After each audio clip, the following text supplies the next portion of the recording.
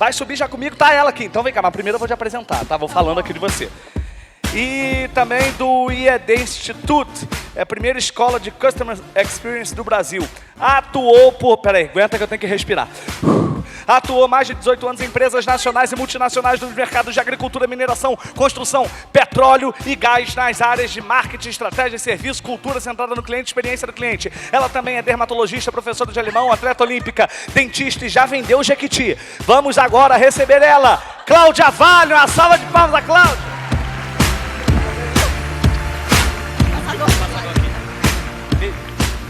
Bom dia! Bom dia aqui também. Muito bom. Prazeraço. Obrigada. Eu acertei algumas coisas com algumas pessoas aqui. Prazeraço estar aqui de novo nesse evento.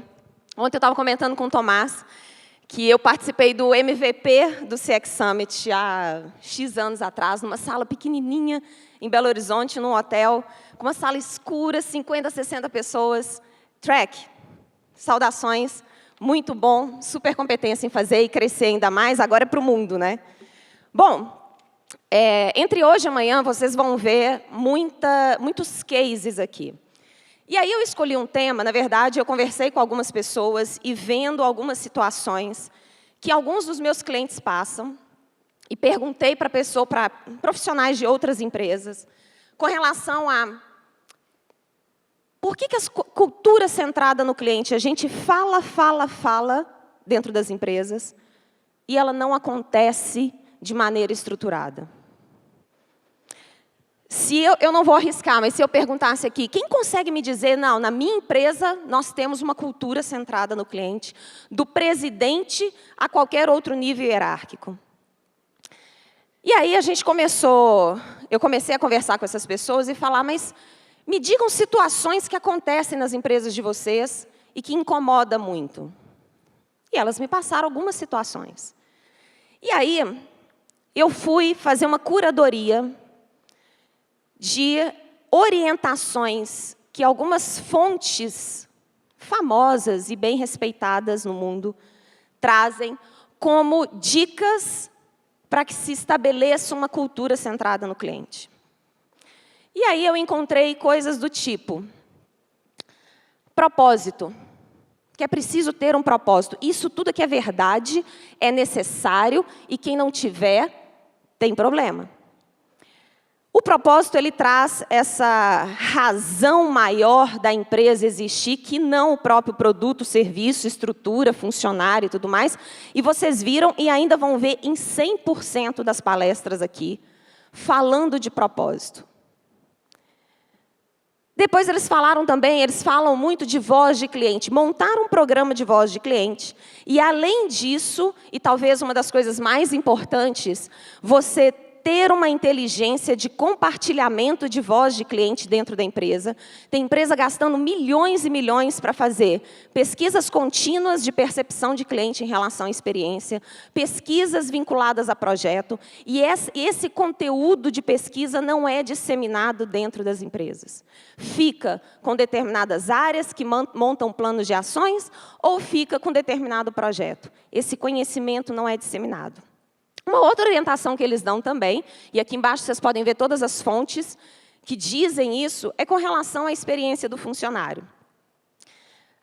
Desenhe e mapeie toda a experiência do funcionário no ciclo de vida do funcionário inteiro, porque uma vez que o funcionário tem uma boa experiência, ele vai entregar uma boa experiência para o cliente. Ótimo. Vocês vão ver uma palestra da Fabiana, hoje de tarde, da Fiat, que traz um conteúdo fantástico sobre a experiência do funcionário, com coisas práticas que eles fizeram lá. E essa é uma das dicas, que essas fontes aqui te trazem para você ter uma cultura centrada no cliente. Uma outra dica com relação a comportamentos. Olha, pega o jeito de ser, o jeito de servir da marca, ou pega os valores da marca e transforma esses valores em comportamentos e alinha agora com os funcionários para que eles possam adotar esses comportamentos e aí eles vão passar a ter uma cultura. E aí também eles falam de jornada de cliente. O Caio falou aqui que é uma das palavras mais faladas e é verdade. Hoje, jornada do cliente é talvez a metodologia, o jeito de você conseguir desenhar mais plausível para as empresas. E aí eu estou falando aqui de jornada. Eu não estou falando aqui somente de touch points, de pontos de contato. Para quem já foi meu aluno, sabe a diferença de mapear a jornada e mapear pontos de contato. Só que você precisa parar de falar de processo se você ainda não falou de jornada. É preciso você entender o que o seu cliente passa para depois você tentar entender como a sua empresa vai executar. Então, está tudo certo. Vamos falar de jornada. Jornada é um dos caminhos que tem para uma empresa ter uma cultura centrada no cliente. E, por último, o processo de contratação. Busque profissionais com uma forte orientação ao cliente. Busque profissionais que tenham um DNA de inovação. Essas aqui são as principais, tem várias outras, as principais instruções que essas fontes respeitadas trazem quando você quer adotar uma cultura centrada no cliente. Só que, o que eu não vejo? Eu não vejo alguém explicando por que uma iniciativa de CX começa dentro de uma empresa e, num prazo mais ou menos de 6 meses, 8 meses, ela começa a perder força com a alta liderança. Ela começa a não ser a prioridade, porque surgiram 20 mil outras prioridades nesse período, e as empresas vivem de ondas de prioridades. Aonde está explicando isso? Por que isso acontece? Porque isso impacta a cultura facilmente. Um outro ponto que eu não vejo as pessoas falarem é por que na hora que a gente implementa um programa de voz de cliente, a gente começa a ter o que eu chamo dos score lovers, que são aqueles profissionais, líderes ou não, que são tão apaixonados pelas métricas que eles só se focam na forma que a pesquisa é aplicada, na quantidade de clientes que foram pesquisados, no momento que foi aplicado, se foi aplicado na etapa tal, o cliente falou mal, foi da outra, mas está me avaliando. E qual é a métrica? E não olha para a operação. Luísa Trajano, do Magazine Luiza, falou assim, olha, eu não estou nem aí para esse reclame aqui. Se eu tiver um cliente falando mal de mim, eu já tenho que fazer alguma coisa. Por que a gente tem os profissionais que questionam tanto a forma de se fazer pesquisa, sendo que aquele conteúdo ali, sendo 1 ou sendo 1000, é um cliente falando da empresa? E isso, se eu sou de uma empresa que tem uma cultura centrada no cliente, isso tem que me incomodar. E aí, de propósito, eu não corrigi, eu vi antes, que ali está escrito, pessoas focas. Então, aqui nesse lugar, não mandei corrigir, aqui nesse lugar, se tiver alguém que se identifica que a carapuça serve de eu ser um score lover, a partir de agora, todas as palestras, vocês vão bater palma assim, ó. Ok? Por isso que eu não mandei corrigir. Profissionais apaixonados por métrica exclusivamente, que se sentem incomodados de ter uma pesquisa NPS avaliando e começa a questionar a forma que a pesquisa é aplicada, quando foi aplicada a quantidade de clientes pesquisados e tudo mais, bate palma sim. Porque você está ignorando que se você tem um cliente, já deveria te incomodar muito se ele falar mal de você. E aí a gente tem um outro que é de experiência de funcionário. Eu não vejo lugar nenhum falando de que, dentro das empresas, a mentalidade é que experiência de funcionário é uma responsabilidade só do RH. Quando, na verdade, a experiência do funcionário ela acontece realmente no dia a dia com o líder. O RH ele é um facilitador, um organizador das ações e de orientação. Mas quem trabalha a experiência do funcionário no dia a dia é o líder. E aonde está falando isso? Uma outra coisa que a gente vê é que a gente desenha todos os comportamentos, mas isso para porque os líderes não estão sabendo cascatear os direcionadores de cultura para a sua equipe. Eles simplesmente, e eu ouvi isso de alguns, dizem, eu não sei como trabalhar cultura centrada no meu cliente, na minha equipe. eu sei cobrar execução de processo. Eu não sei trabalhar a cabeça do meu colaborador. Como é que a gente faz isso? O comportamento está desenhado, está definido. Mas isso aí, por que ninguém fala disso? Com relação à jornada do cliente, aonde está escrito que os maiores investimentos das empresas hoje em jornada de cliente é para redução de custo e não para melhorar a experiência do cliente? E a gente vai dizer que a gente é centrado no cliente porque a gente está trabalhando jornada? Como é que pode isso? Quando que a gente vai parar para responder esse tipo de coisa? Que é o que, na prática, de maneira silenciosa, acontece dentro das empresas. E aí a gente passa anos e anos, incentivos com incentivos, e não consegue enxergar a tão famosa cultura centrada no cliente. E aí, por último, que esse aqui chega a ser hilário. Vamos trazer uma pessoa com um direcionador muito forte de cliente, de inovação, aí a pessoa entra na empresa e começa a fazer o quê? A questionar tudo que está acontecendo. O que acontece com essa empresa, com esse funcionário? Ele passa a ser criticado, isolado, e ele não consegue, numa estrutura muito rígida de pensamento, avançar naquilo pelo qual ele foi escolhido e contratado. E aí, num prazo de 6 meses, 7 meses, esse profissional está igualzinho aos outros. Ou ele sai da empresa. Por que isso aqui acontece? Versus aquilo que está tudo publicado, com todas as orientações. Quem é que está trabalhando isso aqui? Porque isso aqui é o que eu estou vendo nos meus clientes de mercado de tecnologia, varejo, agricultura, construção, consumo, alimento, educação. É isso que está acontecendo em todos eles e em outras empresas que ainda não são meus clientes, mas que eu conversei. Chegou a hora da gente encarar isso aqui.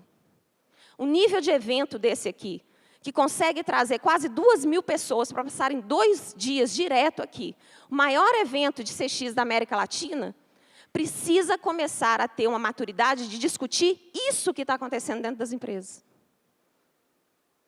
E aí eu avancei para poder falar, tá, mas por que silenciosamente ninguém te diz isso? Isso é percepção, isso são fatos que acontecem. Por que isso aqui está acontecendo? E aí, entre várias análises, e aí eu começo a ler e conversar e mando coisa para a gente que é de alguns fóruns que eu participo de CX no mundo e tal, não sei o quê. E aí eu vou mostrar para vocês 2 conceitos de cultura.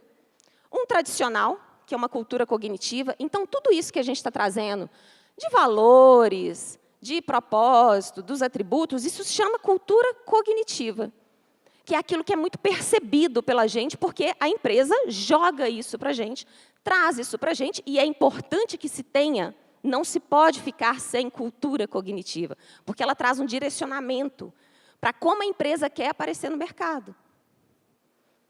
Só que existe um outro tipo de cultura, e que é a que mais está sendo falada agora, se vocês querem. Ela já vinha há alguns anos, mas de uma maneira muito tímida, e agora está bombando, é ler sobre cultura emocional. E aí eles estão dizendo o seguinte, olha, no âmbito, pela perspectiva de cultura emocional, quando a gente está falando de cultura centrada no cliente, existe uma parte que é um discurso que acontece na hora das reuniões, em que tudo parece lindo, eu tenho vontade de trabalhar nas reuniões naquelas empresas, durante a reunião, aquela empresa da reunião ali, eu tenho vontade de trabalhar nela, mas que quando sai dali, que vai para o dia a dia, que vai para a prática, o que prevalece são os sentimentos. E aí, o que eles estão ensinando para a gente começar a enxergar sobre cultura centrada no cliente? Começa a olhar no seu funcionário, e aí se você tem um líder, olha no líder também.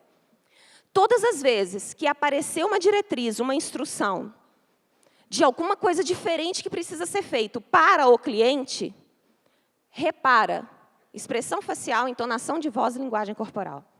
E nesses estudos de cultura emocional, eles estão dizendo o seguinte: todas as vezes que você apresenta alguma coisa e a pessoa fica calada, ela está muito propensa a ir para aquela parte amarela dos pontos. Porque a pessoa que emocionalmente se empolgou, ela vai dar dica, ela vai falar e vai sair e tal. Não sei. Então, se a pessoa fica calada, já é um indicador. É por isso que grandes empresas, Facebook, Apple, Google, estão comprando todas as startups de leitura corporal. A gente não sabe a revolução que está vindo por aí, em termos de leitura corporal. E o quanto essa leitura corporal vai traduzir para a gente leituras de emoção, tanto para funcionário quanto para cliente. E aí, para a gente poder entender, quando a gente fala de cultura cognitiva, é muito o que e como a empresa quer que a gente faça alguma coisa. E aí vem tudo aquilo que a gente falou que é super importante, essas duas precisam andar juntas, não pode ser uma ou outra. E quando a gente fala de cultura emocional, a gente está dizendo do que realmente vai direcionar as intenções e engajamento das pessoas. O problema, que o que acontece é que os nossos líderes atuais, e eu vou generalizar só para impactar, mas vocês façam aí o balanço de quem é e de quem não é. Mas é muito provável que a grande maioria dos líderes que a gente tem hoje, eles encarem a parte emocional dos colaboradores como algo frágil. É frágil. Enquanto tem empresas que já sacaram que é pela emoção que a gente vai trazer essa cultura, que estão trabalhando cultura como dados. Porque uma vez que eu consigo coletar a emoção do funcionário e entender, eu consigo colocar ações direcionadas, não é uma ação para todo mundo. E aí, aqui estão 3 das principais emoções ocultas que acontecem quando a gente fala de cultura centrada no cliente, de uma transformação, de sair de um olhar exclusivamente para produto e serviço, para um olhar para a cultura centrada no cliente. Confusão, ansiedade e angústia. Quando é que essas 3 emoções elas aparecem? Quando o profissional precisa responder isso na hora que começa essa transformação. Primeiro, como que essas mudanças vão trazer resultado? Se você é um profissional que vê que uma mudança está vindo, e você não consegue, na prática, perceber o quanto essa mudança traz resultado, e do outro lado, você tem um monte de métrica para entregar no mês, qual que você vai focar? A do mês. Até eu, que não sou besta. Até eu focaria lá. A ansiedade, eles começam a analisar e falar, mas qual é o impacto disso para a minha carreira? Vou mudar de área, vou sair? Vou crescer, não vou crescer? Só que isso está subtendido, a gente bota o foco só na transformação e a gente esquece que ali tem um ser humano que tem muito medo de muita coisa e que esse medo vai gerar uma baita de uma ansiedade, porque ele não sabe o que vai ser dele daí para frente. Mesmo que ele tenha recebido uma baita de uma oportunidade. Ele não sabe os desafios que vai encontrar na frente, o apoio que ele vai ter, que ele não vai ter. Quais são as barreiras que ele vai enfrentar. E o último, como é que eu vou levar isso para o meu time ou para os meus pares? E aí, eu tenho aqui alguns pontos para a gente poder analisar. Com relação à confusão, né? Ou seja, como é que essas mudanças vão trazer? Então, a gente tem 2 pontos aqui. O que eu tenho visto nas empresas? Vamos fazer um momento de transformação da cultura da empresa para nos tornarmos uma empresa mais centrada no cliente. Aí marca o dia lá, para a empresa inteira, e bota, e vai comunicação daqui, comunicação dali, e aí cria o avatarzinho, e aí não sei o quê, parará. Um curto espaço de tempo, isso vai perdendo força, se a empresa não está trabalhando nisso de uma forma muito contínua. E, de repente, a gente está lá, mas e esse projeto? Uma das coisas para poder trabalhar isso, o Caio falou muito bem de definir uma estratégia, e ele ainda falou dos OKRs. Não existe possibilidade da gente manter uma cultura centrada no cliente sustentável, ou seja, que ela fique no longo prazo numa empresa, se essa empresa não tiver uma estratégia de CX desenhada, para dar o porquê das coisas acontecerem, e se ela não tiver metas para a alta liderança. Então, se na sua empresa, vocês começaram com ações de experiência do cliente, que não são mimos, tá, gente? Mimo é bom, mas não é a experiência do cliente. Só. Mimo é a cerejinha. A gente tem que olhar a operação da empresa acima de qualquer coisa. Se na sua empresa, vocês começaram a trabalhar com jornada, com métrica, e não tem estratégia com meta para os seus líderes, tem gente dentro da sua empresa implorando para as coisas acontecerem. Eu assino embaixo. E para as coisas manterem. Um outro ponto é com relação a metas de curto prazo e resultados de uma cultura centrada no cliente de longo prazo. Essa talvez seja a que eu mais escuto de líderes. Cláudia, como é que as metas são de curto prazo? Você está me pedindo para trabalhar coisa que eu não sei nem quando isso vai virar. Quando é que a gente vai conseguir chegar e dizer assim, ó, nós temos uma cultura centrada no cliente? O que a gente precisa fazer é tangibilizar um pouco mais esse movimento de cultura centrada no cliente. E aí entram o que a gente chama dos microprojetos de CX dentro de cada área. Se a gente não passar a olhar a experiência do cliente por área ou por time, e parar de olhar essa experiência do cliente como algo totalmente da empresa e tudo mais, a gente não tangibiliza isso.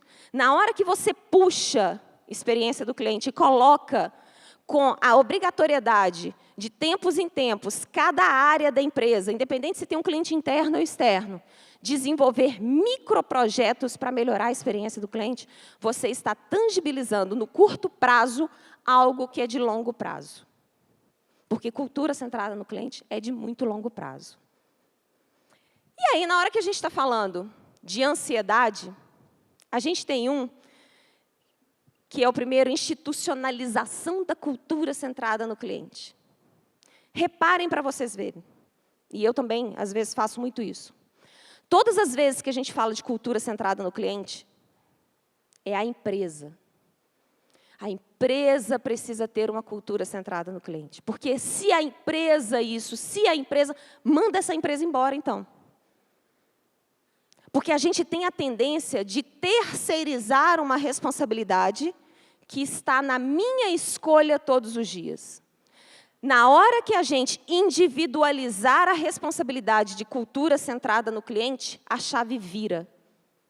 E individualizar significa cada um de vocês terem metas relacionadas à cultura centrada no cliente. Cada um de vocês escolherem, porque a escolha, a cultura que a empresa tem, é a escolha diária de todo funcionário.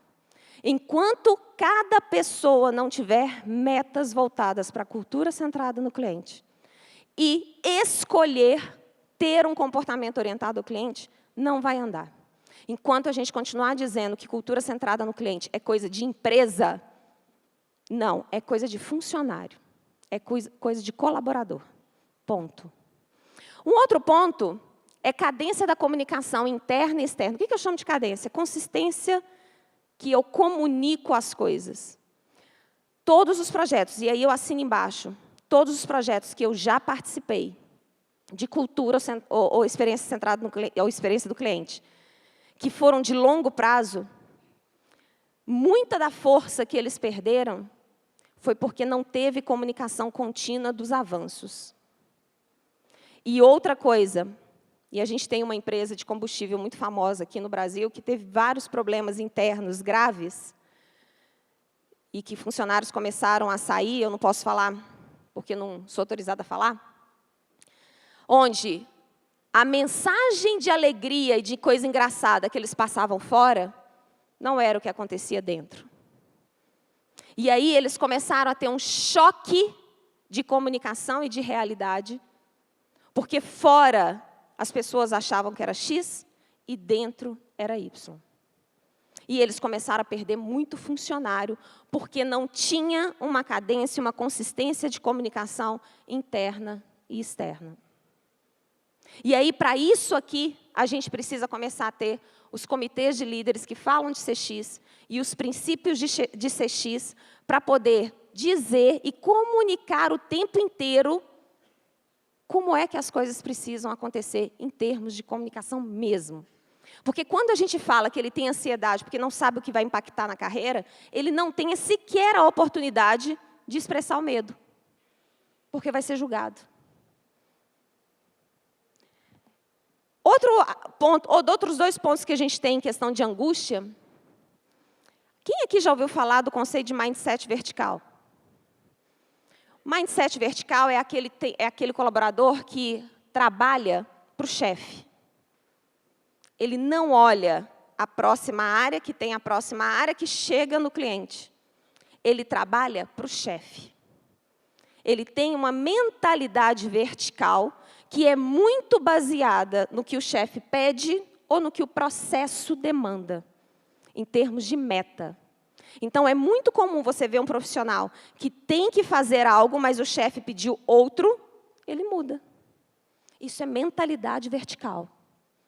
Na hora que a gente começa a trabalhar jornada de cliente, o que a gente faz dentro da organização é provocar a mentalidade horizontal, que é eu, como profissional de uma área, ter a capacidade de entender o impacto do que eu faço na próxima área, essa próxima área entender o impacto que tem para o cliente e assim diante.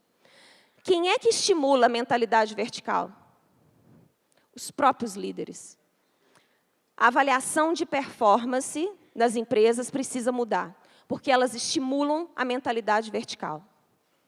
Se ela não for muito bem construída com o olhar de cliente, a avaliação de performance estimula a mentalidade vertical. E aí, na hora que a gente chega num trabalho desse aqui, poxa, mas o que tem a ver a mentalidade vertical com essa angústia de não saber cascatear os direcionadores de uma cultura? Eu não consigo, através de culturas, dar ordem. Porque a mentalidade vertical, ela é baseada em ordem. Eu peço, você executa, eu peço, você executa, eu peço, você executa. Na hora que a gente vai trabalhar a cultura centrada no cliente, que eu quero que o indivíduo haja por ele, por emoção, por paixão com a marca, com o produto e tal, eu não sei fazer isso. Porque eu estimulo a mentalidade vertical, onde eu dou uma instrução e o meu colaborador faz. É por isso que muitas pessoas dizem que empresas menores, startups, que nascem com uma cultura de orientação do cliente, é muito mais fácil do que trabalhar numa empresa tradicional e fazer uma transformação dessa. Por quê? Porque as empresas tradicionais, elas vêm há anos estimulando mentalidade vertical. Há anos. E agora, para ser mais fluido, e para a gente ter um trabalho muito mais orientado a cliente, eu preciso ser horizontal. Eu preciso me preocupar com a outra área, não é com o chefe. Eu preciso me preocupar com o outro impacto que eu causo no processo, não é com o meu chefe. E aí o meu chefe precisa abandonar o ego de ser chefe. E tem que se tornar o facilitador de etapa a etapa horizontal. Quem é que está trabalhando isso? A gente está querendo algo e a gente não está trabalhando no oculto, na raiz. Como é que pode? Um outro ponto que a gente tem... esse aqui me mata, gente. Tem vontade? Nossa, isso aqui me dá... E eu quis deixar essas palavras bonitas aí para ficar chique o negócio. Mas na minha terra tem um outro nome, esse trem. Complacência e benevolência. Corporativa. É aquele chefe que passa a mãozinha na cabeça. E é chefe mesmo, não é líder, não. É aquele superior que deixa para lá. Meu bônus já está vindo. Deixa para lá. Ou o funcionário faz uma coisa meia boca, mas deixa para lá, porque tem... Daqui a pouco vem outra coisa. A gente aceita muito as coisas e deixa passar muita coisa. Não vai conseguir cascatear a cultura se a gente não tiver fortemente dentro de uma empresa uma orientação de que fica quem tem fit cultural. Senão, não pode ficar. A gente começa com mudança de mentalidade. Não funcionou, é mudança de gente, por mais que doa. Porque essa pessoa vai ser feliz em outro lugar e vai ser feliz. Só que a gente assusta com isso. E muitos de vocês aqui devem estar assim, como que a Cláudia fala isso? Porque é para doer mesmo. A gente precisa encarar isso, porque senão a chave não vai virar. Não vira de jeito nenhum. A gente precisa de organizações emocionalmente inteligentes. E esse é um dos conceitos mais fortes que estão vindo aí do mercado. Leiam organizações emocionalmente inteligentes. A inteligência emocional das empresas é algo que vai crescer muito. A gente já vinha falando de inteligência emocional vinculada ao ser humano, ao funcionário, e agora a gente está dizendo, chegou no meio corporativo.